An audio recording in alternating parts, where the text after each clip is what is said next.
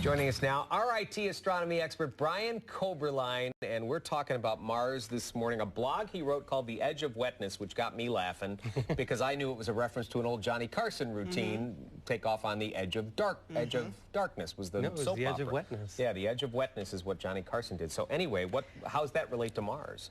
Well, one of the things that we found recently on Mars is liquid water. That's huge because we knew that there was water in frozen form, right? We thought. Right. Mars is very cold. The atmosphere is it's less than 1% of what our atmosphere is. And so any ice would immediately evaporate into gas, like dry ice here on Earth.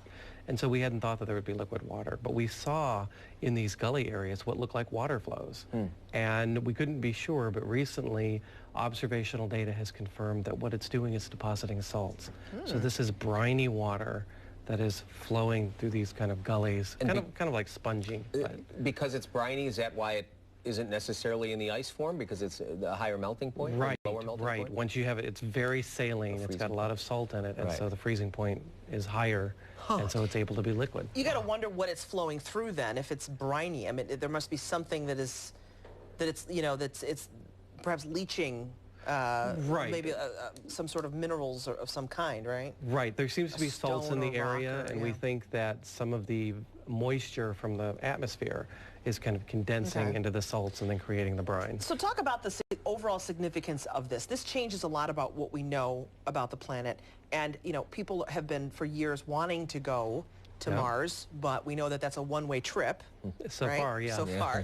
So what does this mean? Well, what it means is, the reason people get excited is that everywhere on Earth where you see liquid water, you see life. And so this excites people about the possibility of life on Mars.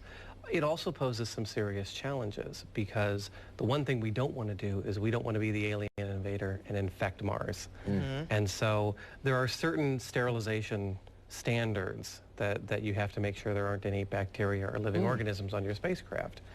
We don't have any spacecraft that matches that standard to go where there would be liquid water. Wow. But we've landed there already, unmanned. Right. We've landed there in dry areas. So the Curiosity rover, for example, is less than 30 miles away from one of these wet areas.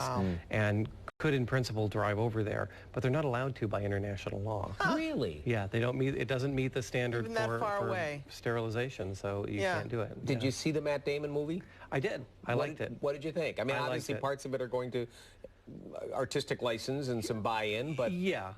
I mean, there are things that are problematic with it, but by and large, what I like about it is that it focuses on science as a real activity. So there's no, aliens that save Matt Damon or anything. I hope that's not a spoiler. But what? You're kidding. You ruined it for me. Now I don't want to go see it. But he uses science, and it's science in a positive light, which is really nice to see.